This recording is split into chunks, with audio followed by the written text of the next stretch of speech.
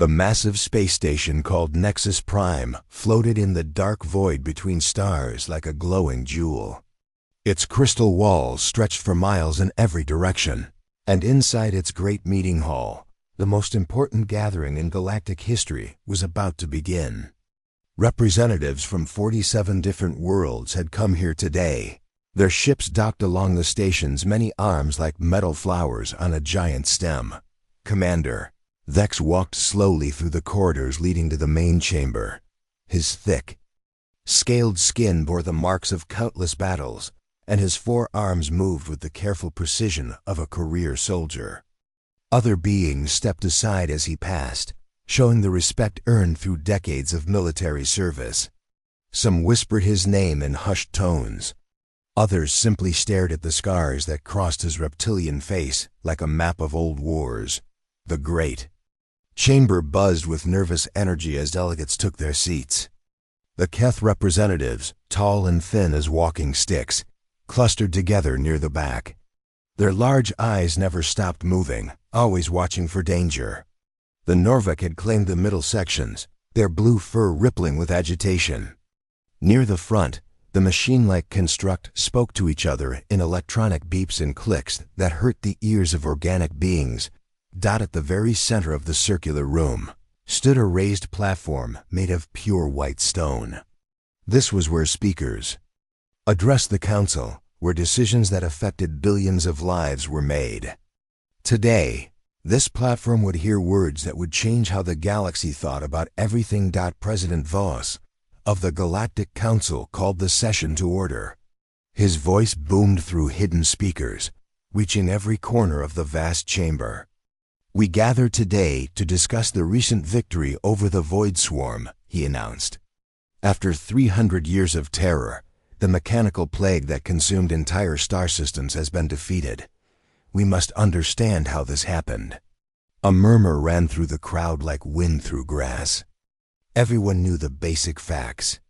The Void Swarm had appeared centuries ago from the dark spaces between galaxies. They were machines, pure and simple, with no emotion or mercy. They landed on worlds and consumed everything, turning planets into more of themselves. Fleets that tried to stop them were destroyed or absorbed. Entire civilizations had vanished without a trace. For 300 years, the galaxy had lived in fear. Safe zones were established. Trade routes were abandoned. Whole sectors of space became forbidden territory. The best military minds worked day and night to find a solution, but nothing worked. The swarm grew stronger with every world they took. Then, somehow, they had simply stopped. Ships across the galaxy reported the same impossible thing. The swarm. Vessels had gone dark all at once, as if someone had turned off a switch. The mechanical armies that had been unstoppable suddenly became lifeless metal drifting in space. "Commander Vex has requested permission to address this council," President Voss continued. As field commander of the Hegemony Defense Fleet, he witnessed the final battle firsthand. Vex stepped onto the white platform, his heavy boots making soft clicking sounds on the smooth stone. He looked out at the assembled delegates, seeing fear and confusion in hundreds of different faces. They wanted answers. They deserved answers. But the truth would be harder to accept than they imagined. "Honored delegates," Vex began, his deep voice carrying easily through the chamber. "What I am about to tell you will challenge everything we thought we knew about warfare, about intelligence, and about what it means to survive in this galaxy." A Kef delegate leaned forward in his seat. "Commander, please just tell us who defeated the swarm. Which species finally found the weapon we needed?" Vex paused, choosing his words carefully. "The species that saved us all arrived as refugees 50 years ago. Their homeworld had been destroyed by the very enemy they would eventually defeat. Most of us barely noticed them. They were small, weak-looking creatures with soft skin and short lifespans. They had no advanced technology, no powerful weapons, no great fleets." The chamber grew very quiet. Everyone remembered the human refugees. They had come in damaged ships, begging for shelter and food. Most species had helped them out of basic decency, but few had expected much from them. Humans seemed fragile and emotional, driven by feelings rather than logic. They were often ignored in galactic politics. "You cannot mean the humans," said a Norvik representative, his blue fur standing on end. "They are barely more than animals. They fight among themselves. They make decisions based on emotions rather than facts." Vex nodded slowly. "Yes, I mean the humans. And yes, they are emotional creatures who often seem to act without logic. But that is exactly why they succeeded where we all failed." A ripple of confusion and disbelief swept through the chamber. Several delegates began talking at once, their voices rising in protest. The idea seemed impossible. Humans were refugees, dependents, barely able to take care of themselves. How could they have defeated an enemy that had destroyed civilizations far more advanced than theirs? President Vos called for order, but the talking continued. Vex waited patiently, his forearms folded across his broad chest. He had expected this reaction. The truth was hard to accept, especially when it challenged so many assumptions about strength and intelligence. "I know how this sounds," Vex said, raising his voice above the chatter. "I had the same reaction when I first saw what they were capable of, but I was there, in the final battle. I watched them do things that our best tactical computers said were impossible." The noise gradually died down as delegates settled back into their seats. Even those who doubted wanted to hear the full story. Vex had never lied to the council before, and his reputation for honesty was beyond question. "The humans did not defeat the Void Swarm through superior technology," Vex continued. "They did not have better weapons or smarter strategies. What they had was something we have never valued, something we have always seen as a weakness rather than a strength." "What?" demanded the Keth delegate. "What could they possibly have that we lack?" Vex looked directly at him, his reptilian eyes serious and sad. "They had the complete inability to accept defeat. When every logical being would surrender or retreat, they kept fighting. When every reasonable creature would look at the odds and give up, they found new ways to continue. They turned their very humanity into a weapon that no machine could understand or counter." The chamber fell silent again, but this time the silence was different. It was the quiet of minds trying to grasp something beyond their experience. How could the refusal to accept reality become a source of strength? How could emotion and irrationality defeat pure logic? Vex stepped to the edge of the platform, closer to his audience. "I will tell you exactly what I saw, exactly how they did it. But I warn you now, the story will change how you think about everything. After today, you will never look at humans the same way again. None of us will." Commander Vex took a deep breath and began his story. The great chamber remained silent as hundreds of alien beings waited to hear how the weakest species in the galaxy had accomplished the impossible. "The first time I saw humans in battle was during the Kepler Station incident," Vex said, his voice steady and clear. "A small Void Swarm force had attacked the mining station. Standard procedure was to evacuate all civilians and military personnel, then destroy the station to prevent the swarm from using it. Every species followed this protocol. It was logical, efficient, and it saved lives." He paused, remembering that day clearly. The human ship Dragon's Fire was in the area when the attack began. Captain Rivers commanded a crew of only 30 humans flying a ship that was barely half the size of our smallest fighters. When we gave the evacuation order, every other ship in the system began their retreat. The Dragon's Fire flew directly toward the station. A Norvik delegate shook his head in confusion. "That makes no sense. Why would they fly toward certain death?" "Because there were still people trapped inside," Vex replied. 17 miners had been cut off when the swarm breached the station's hull. Our computers calculated that any rescue attempt had a 97% chance of failure. The logical choice was to accept the loss of 17 lives to save the hundreds of people already evacuated. Vex's 4 arms gestured as he continued. Captain Rivers received the same. Data we did. She knew the odds. She knew her small ship could not match the firepower of a swarm boarding party. But she also knew that 17 people were going to die if no one helped them. The commander's voice grew quieter, more intense. What happened next changed everything. I thought I knew about warfare. The Dragon's fire docked with the station despite heavy fire from swarm units. The human boarding party fought their way through corridors filled with mechanical enemies. When their plasma rifles ran out of power, they used backup weapons. When those broke, they made new ones from pieces of the station itself. Several delegates leaned forward in their seats. This was not how civilized beings conducted warfare. Military operations were planned, calculated, and executed with precision. Random improvisation was the mark of desperation, not strength. I watched through our long-range sensors as the human team reached the trapped miners, Vex continued. But the swarm had damaged the station's structure. The only way out was through a section where the hull had been breached. The vacuum of space blocked their path. A Keth representative spoke up. Then they had to retreat. No organic being can survive in vacuum without proper equipment. That is what any reasonable person would think, Vex agreed. But Captain Rivers made a decision that no military computer would ever recommend. She ordered her team to deliberately blow a hole in their own ship's hull. Gasps echoed through the chamber. Deliberately damaging your own vessel was not just dangerous, it was insane. Ships were precious resources, expensive and difficult to replace. No commander would risk destroying their own ship unless absolutely necessary. The explosion created a controlled vacuum burst that pulled the swarm units away from the miners, Vex explained.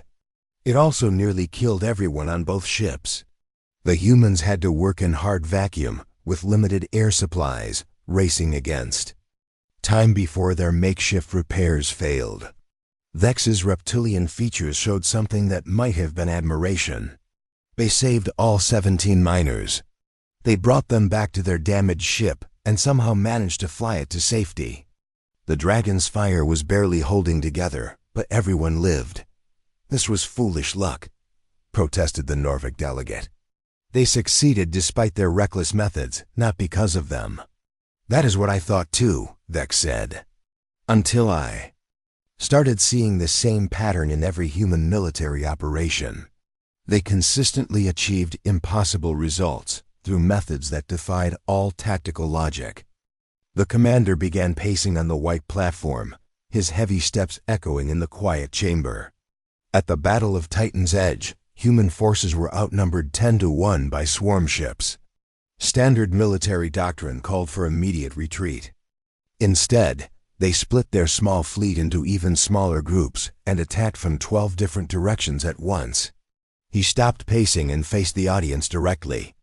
The swarm's coordination systems were designed to handle organized, predictable attacks. They could not process the chaos of 12 separate battles happening simultaneously.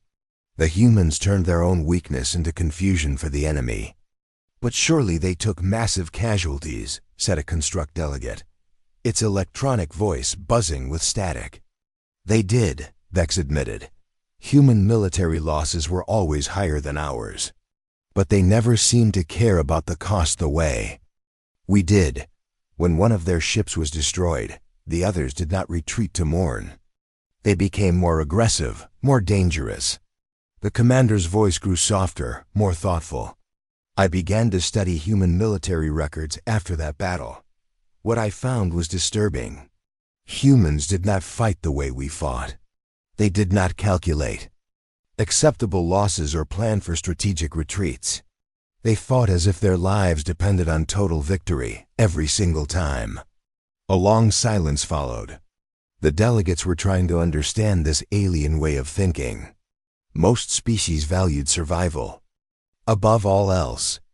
They fought to protect their civilizations, not to destroy themselves in hopeless battles. There was something else, Vex continued. Something that made their reckless tactics even more effective. When humans lost comrades in battle, they did not become more careful, they became more creative. He gestured to the viewing screen that dominated one wall of the chamber. Images appeared showing human soldiers in combat, but these were not the organized formations that galactic militaries used. These humans moved like predators, adapting to each situation with frightening speed. Watch this footage from the defense of New Geneva, Vex said. A human squad is trapped in a building surrounded by swarm units. They have no heavy weapons, no air support, and no hope of reinforcement. The screen showed 5 humans crouched behind broken furniture as mechanical. Enemies approached their position. Any other species would have surrendered or made a final stand. Instead, the humans began taking apart the building's electrical systems. They turned the building's power grid into a weapon, Vex explained. They electrified the metal floor and walls, creating a trap that destroyed the entire swarm force. The idea came from one of their engineers who remembered a childhood accident with household electricity. The images changed, showing other human innovations. Makeshift explosives created from cleaning supplies, weapons built from construction, tools, traps made from children's toys and kitchen equipment. This is what I could not understand, Vex said. Every other species in the galaxy fights with purpose-built military equipment. Humans fight with whatever they can find. They turn peaceful objects into instruments of war. They see weapons where we see only ordinary things. The commander's voice grew more intense as he continued. But the strangest thing was not their improvisation. It was their attitude toward impossible odds. When we calculated that a mission had no chance of success, we called it off. When humans reached the same conclusion, they called it interesting. Several delegates were shaking their heads in disbelief. This description of human warfare sounded more like madness than military strategy. They treated desperate situations like puzzles to be solved, Vex explained. The worse the odds, the more creative they became. It was as if they fed on hopelessness and turned it into fuel for their imagination. He paused, letting his words sink in. This is why I began to realize that we had misunderstood everything about human nature. We thought their emotional responses were a weakness. We thought their refusal to accept logical conclusions was a flaw. But these traits were actually their greatest strengths in warfare. Vex looked out at the assembled delegates, seeing confusion and fear in their alien faces. The Void Swarm was designed to fight logical, predictable enemies. They could counter any strategy that made sense. But they had never encountered an enemy that thrived on making no sense at all. Commander Vex's expression grew darker as he prepared to tell the next part of his story. The assembled delegates could see that whatever came next had affected him deeply. His 4 arms remained perfectly still, and his scarred face showed the weight of difficult memories. Everything I have told you so far was just preparation for what happened next, Vex said. His voice was quieter now, more personal. The real turning point came when the Void Swarm made a mistake. They attacked the human refugee colonies in the Centauri system. A ripple of understanding passed through the chamber. Every species knew about the refugee colonies. They were small settlements where displaced beings tried to rebuild their lives after losing their home worlds. The colonies were peaceful places, protected by galactic law, home to families and children who had already suffered enough. The attack came without warning, Vex continued. 3 swarm hive ships appeared in the system and began their standard consumption protocol. The colonies had no defenses, no military ships, no way to fight back. The evacuation ships that tried to escape were destroyed before they could reach safe distance. Vex paused, his reptilian eyes distant as he remembered that terrible day. I was commanding the nearest defense fleet, but we were 3 days away at maximum speed. By the time we received the distress signal, it was already too late.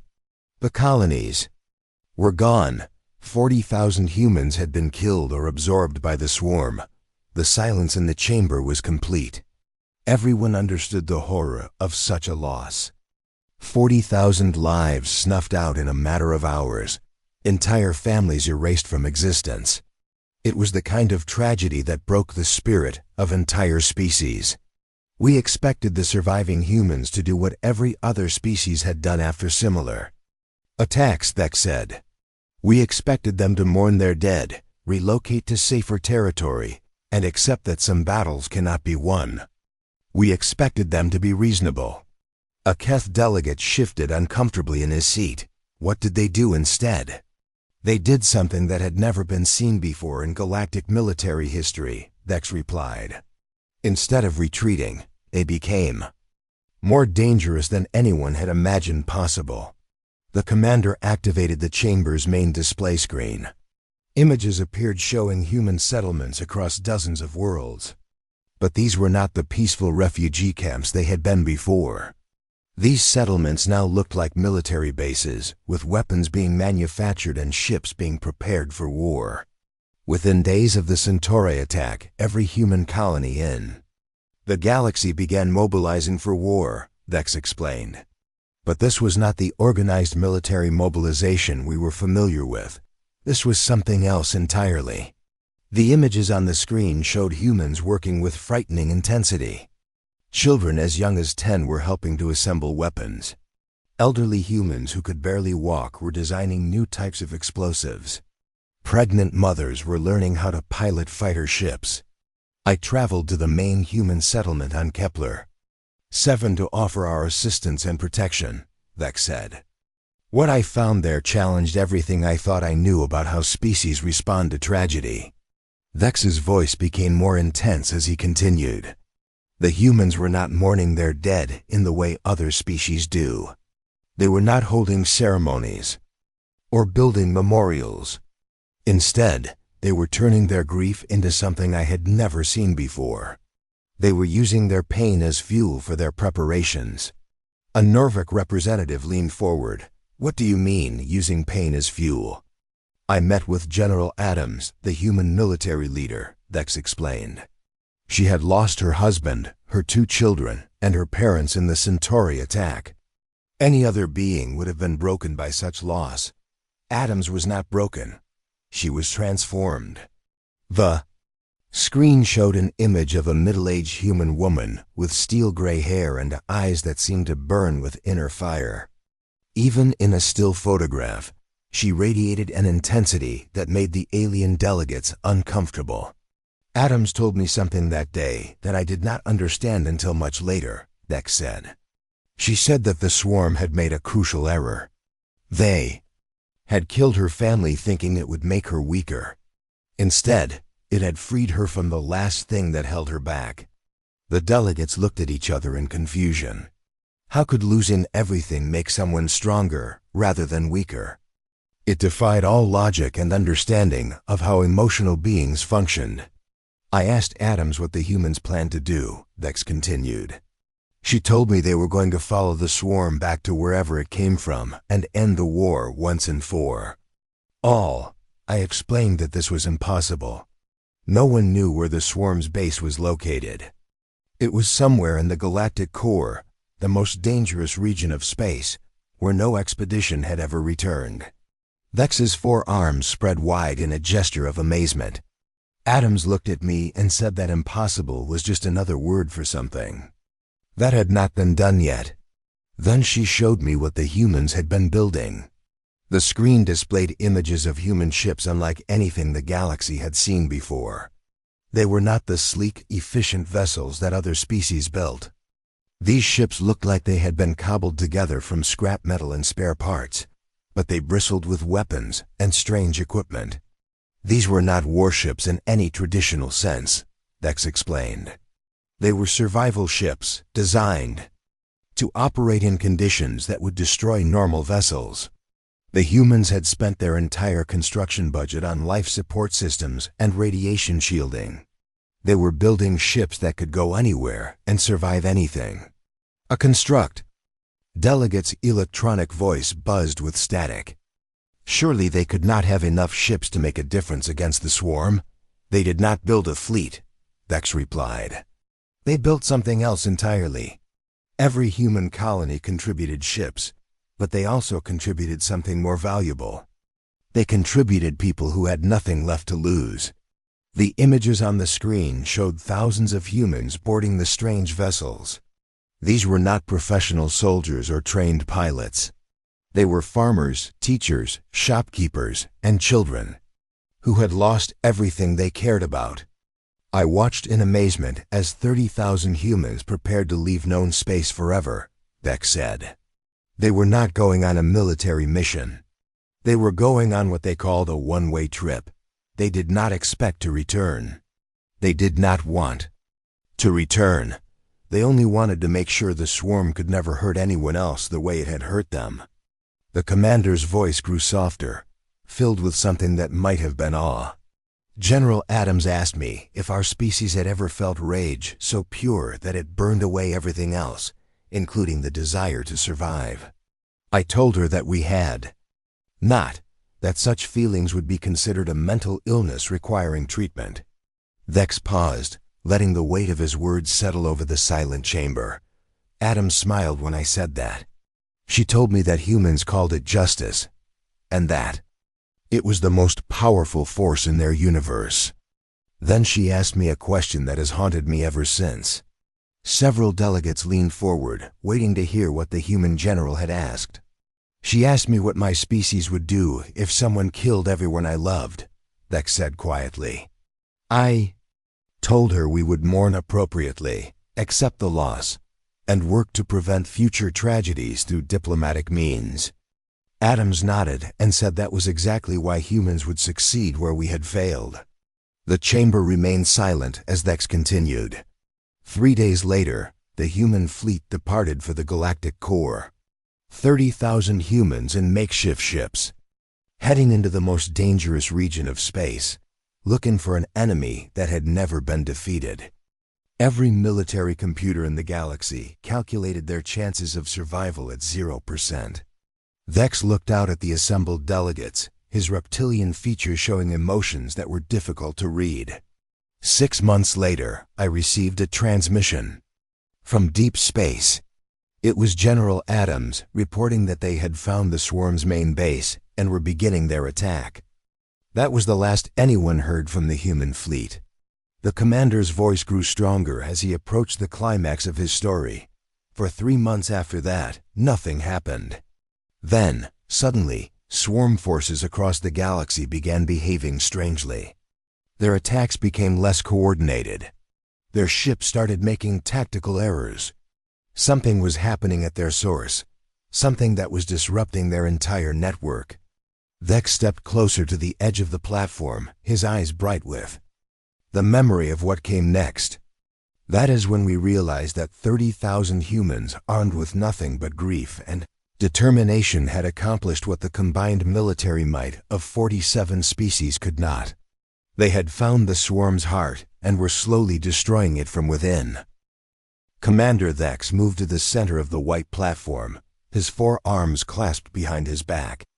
The great chamber had never been so quiet. Every delegate hung on his words, waiting to learn how 30,000 humans had accomplished what seemed impossible. What happened next defied every rule of warfare we thought we understood, Vex began. For months, we received no direct communication from the human fleet. But we could see the effects of their actions across the galaxy. Swarm attacks became less organized. Their ships moved slower, made mistakes, sometimes even attacked each other by accident. The viewing screen showed star maps with colored dots, representing swarm activities. The delegates could see the pattern clearly. Where once the dots had moved in perfect coordination, now they moved in chaotic, random directions. Our intelligence analysts worked day and night to understand what was happening, Vex continued. The swarm had always operated as a single mind controlling millions of bodies. Something was disrupting that connection, causing confusion in their network. But we could not imagine what 30,000 humans in makeshift ships could do, to cause such massive system-wide failures?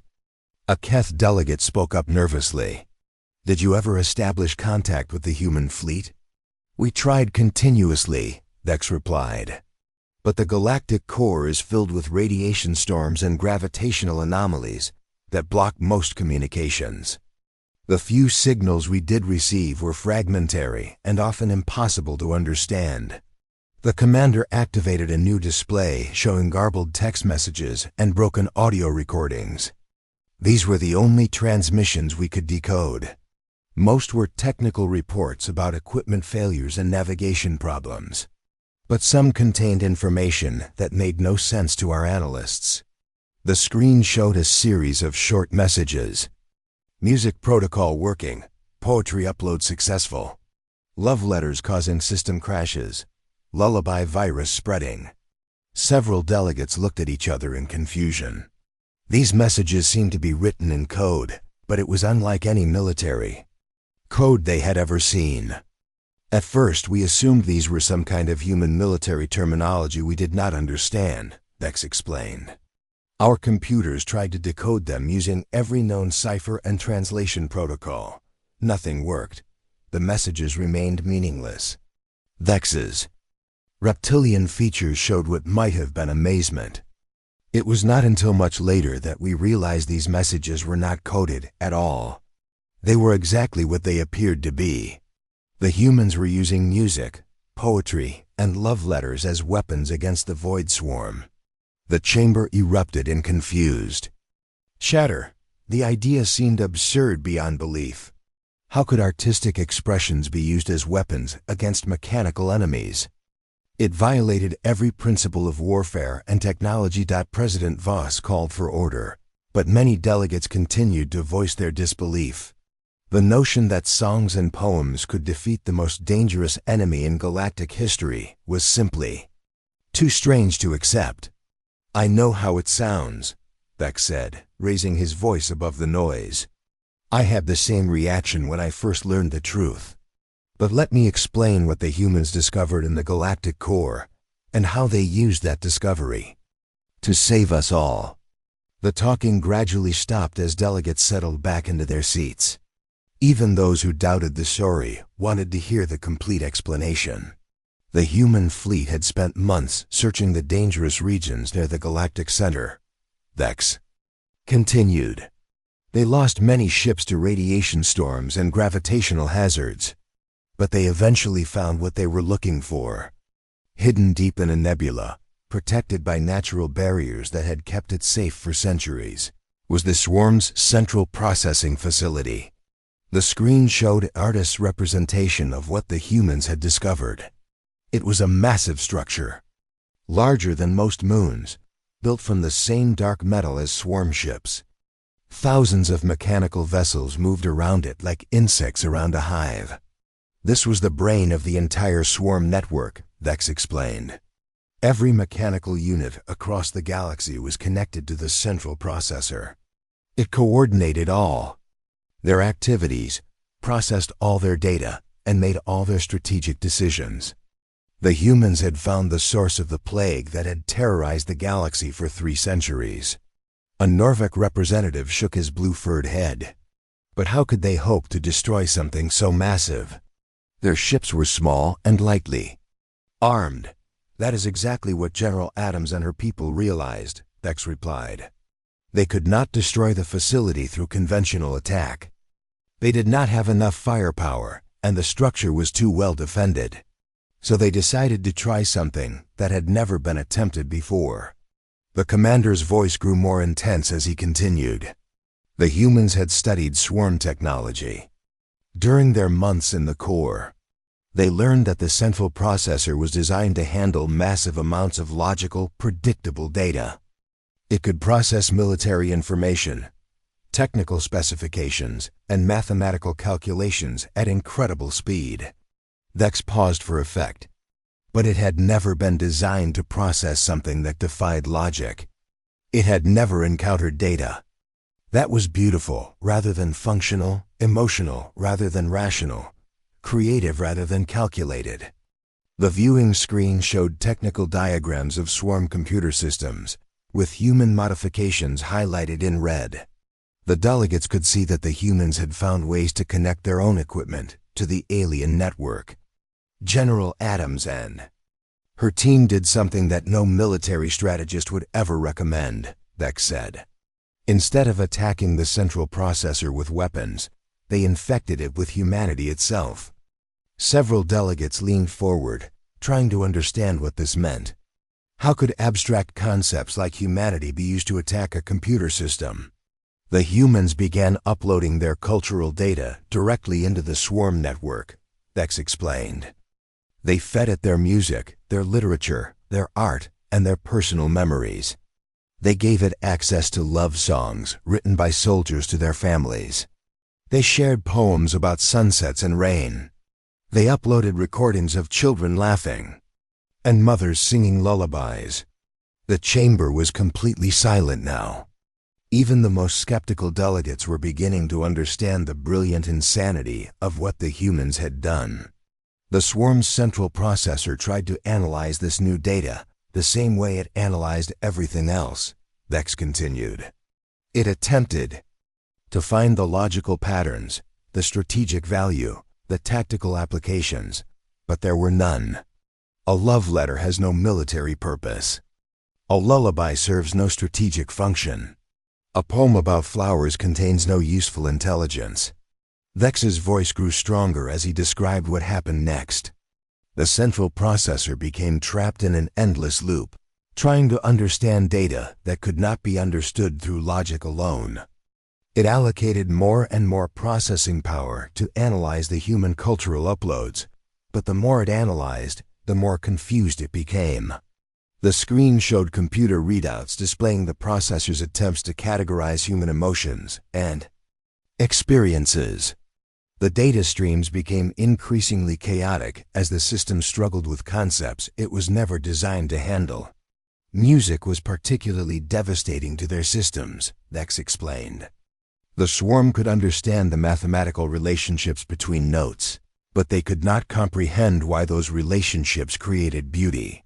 They could analyze the frequency patterns of a human voice singing, but they could not process the love and longing expressed in the words. A construct delegate's electronic voice buzzed with confusion. But surely the processor could simply ignore data it could not understand? That is what should have happened, Vex agreed. But the humans had been clever about how they introduced their cultural virus. They embedded the artistic content within technical reports and military communications. The processor had to analyze these files because they appeared to contain strategic information. The commander smiled grimly. Every time the system tried to extract the technical data, it encountered poems about home and family. Every military report contained personal messages filled with hope and dreams. The processor could not separate the logical information from the emotional content. Vex's voice filled with admiration as he continued. Within days, the central processor was devoting most of its capacity to trying to understand human creativity.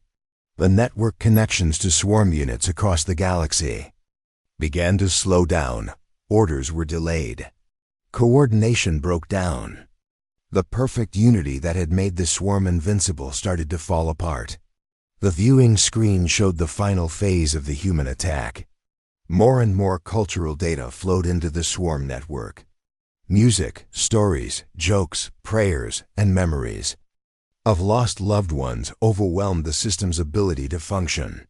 The end came suddenly, Vex said quietly. After months of slowly degrading performance, the central processor finally reached a critical failure point. It encountered a file that contained a recording of a human child asking her mother why the stars were so beautiful. Vex is reptilian. Features showed something approaching wonder. The processor spent its entire remaining capacity trying to answer that question. It analyzed stellar formation, nuclear fusion, electromagnetic radiation, and gravitational effects. But it could not understand why any of these scientific facts had anything to do with beauty. The commander's voice became almost reverent. In that moment, trying to comprehend the simple wonder of a child looking at the night sky, The most powerful computer in galactic history crashed completely. The swarm network went dark all at once. 3 centuries of terror ended because a machine could not understand why stars are beautiful. The chamber remained absolutely silent as the implications of this story sank in.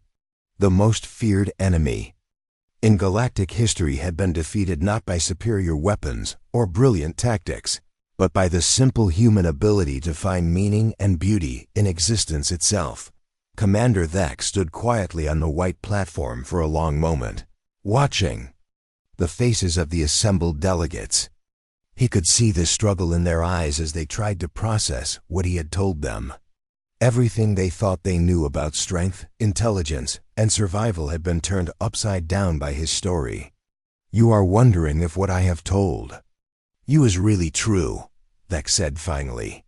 "You are thinking that perhaps I have exaggerated, or that there must be some logical explanation that makes more sense than the one I have given you." Several delegates nodded slightly. The story was so far outside their understanding of how the universe worked that their minds were rejecting it even as they heard it. "I understand your doubt," Thex continued. "For 3 days after the swarm network collapsed, I refused to believe the reports from our investigation teams. I demanded proof, evidence, something that would make sense according to the rules we had always followed." The viewing screen activated once more, showing recordings from the aftermath of the battle. Swarm ships drifted powerless through space, their mechanical crews shut down like toys with dead batteries. The massive central processor facility hung dark and silent in the galactic core. "These are the investigation recordings from the swarm's central facility," Thex explained. "Our teams found thousands of human ships scattered throughout the core region. Most had been destroyed by radiation or gravitational forces. The humans had paid a terrible price for their victory." The screen showed images of human vessels torn apart by the hostile environment of the galactic center. Twisted metal and debris fields marked where brave crews had sacrificed themselves to reach their target. "But we also found something else," Thex said, his voice growing softer. "We found the survivors." New images appeared showing small groups of humans living in the wreckage of their ships, somehow still alive in one of the most dangerous regions of space. They had built shelters from salvaged materials and were growing food in improvised gardens. Despite everything they had endured, they were not just surviving but building new lives. "General Adams was among the survivors," Thex continued. "When our rescue teams found her, she was teaching a group of children how to read using books they had saved from their destroyed ships. She had lost everything she once cared about, traveled to the edge of death itself, and saved the galaxy. But what was she doing when we found her? She was making sure that human children could still learn about beauty and wonder." A Kef delegate spoke up hesitantly. "What did she say when you asked her about the victory?" Vex's reptilian features showed something that might have been a smile. "She said it was not really a victory at all. She said they had simply reminded the universe that some things are more important than logic or survival, or even winning wars." The commander moved closer to the edge of the platform, addressing the delegates directly. "I spent hours talking with Adams and the other survivors. I wanted to understand how they had conceived of using their culture as a weapon. The answer changed everything I thought I knew about the nature of strength." Vex's forearms spread wide as he continued. "Adams told me that they had not planned to use music and poetry as weapons. They had brought those things with them because they could not imagine living without them. Even when they expected to die in the galactic core, they could not bear the thought of a universe without human songs and stories." The chamber was completely silent. Every delegate was listening with total attention, sensing that Thex was about to reveal something profound. "The humans did not defeat the swarm through superior strategy or advanced technology," Thex said, his voice growing stronger. With each word, "they defeated the swarm because they carried within themselves something that could not be conquered, something that could not be analyzed or understood or replicated by any machine." A Norvik representative leaned forward. What do you mean? They carried the absolute certainty that existence has meaning beyond mere survival, Vex replied. Every other species in this galaxy fights to preserve their lives, their civilizations, their way of life. Humans fight to preserve the idea that life itself is worth celebrating. The commander's voice became more passionate as he continued. When the swarm destroyed their colonies, the humans did not mourn the loss of lives or territory or resources. They mourned the loss of laughter and dreams and bedtime stories. They were not angry about military defeat. They were angry that someone had tried to eliminate joy from the universe. Vex paused, letting his words echo through the great chamber. This is what made them unstoppable. The swarm could calculate the military value of every weapon we possessed. They could counter every strategy we devised. But they could not understand why a human child would ask why stars are beautiful, because beauty has no survival value. No logical purpose, no strategic benefit.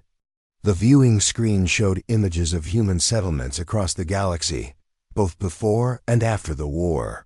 In every image, humans could be seen engaged in activities that served no practical purpose. They created art, played games, told stories, and celebrated simple moments of happiness. We always saw these activities as frivolous distractions, Vex continued. We thought humans wasted time and energy on things that did not contribute to their survival or advancement. We were wrong. These activities were not distractions from their strength. They were the source of their strength. A construct delegate's electronic voice buzzed with confusion. How can frivolous activities be a source of strength? Because they represent something that cannot be defeated or destroyed or logically analyzed, Vex replied. They represent the human conviction that existence itself is inherently valuable, not because it serves some purpose, but simply because it is beautiful and wonderful and worth protecting. The commander's voice grew quieter, more reflective. The swarm was designed to be the perfect enemy. It had no emotions to cloud its judgment, no fear to limit its actions, no compassion to stay its hand. It was pure logic and efficiency, optimized for consumption and conquest. Vex looked directly at the assembled delegates. But the swarm's perfection was also its weakness. It could only understand things that made sense according to its programming. It could not comprehend the idea that a being might choose to create something beautiful instead of something useful, or that a species might risk extinction to preserve the right to laugh and sing and tell stories.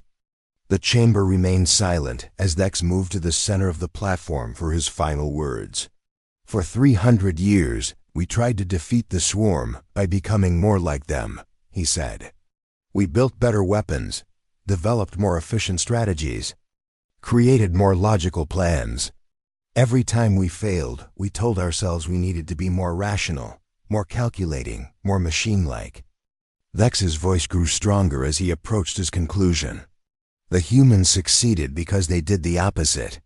When faced with an enemy that was perfectly logical, they responded with perfect illogic. When confronted by pure efficiency, they answered with pure humanity. The commander's 4 arms gestured toward the entire assembly. This is the truth that will reshape our understanding of everything. Strength does not come from logic or efficiency or perfect planning. Strength comes from the absolute refusal to accept that existence should be reduced to mere survival. Vex's voice filled the chamber with undeniable conviction. Humans are not the weakest species in the galaxy. They are the strongest because they alone understand that some things are worth more than life itself. They prove that a child's question about beautiful stars is more powerful than the most advanced military technology ever created. The commander stepped back and surveyed the silent chamber one final time. The void swarm consumed worlds because it understood only consumption. Humanity saved the galaxy because they understand that the purpose of existence is not to survive, but to create meaning and beauty and joy in a universe that often seems cold and empty. Vex's final words echoed through the great hall with quiet authority. We feared their irrationality and called it weakness. We dismissed their emotions and called them primitive. We were wrong about everything. The humans did not save us despite their humanity. They saved us because of their humanity. And now we must decide what that truth means for all of us. As Commander Thek stepped down from the white platform, the assembled delegates sat in absolute silence, finally understanding that the species they had dismissed as refugees were perhaps the most powerful force the galaxy had ever seen. Not because they were the best at war, but because they were the best at being alive.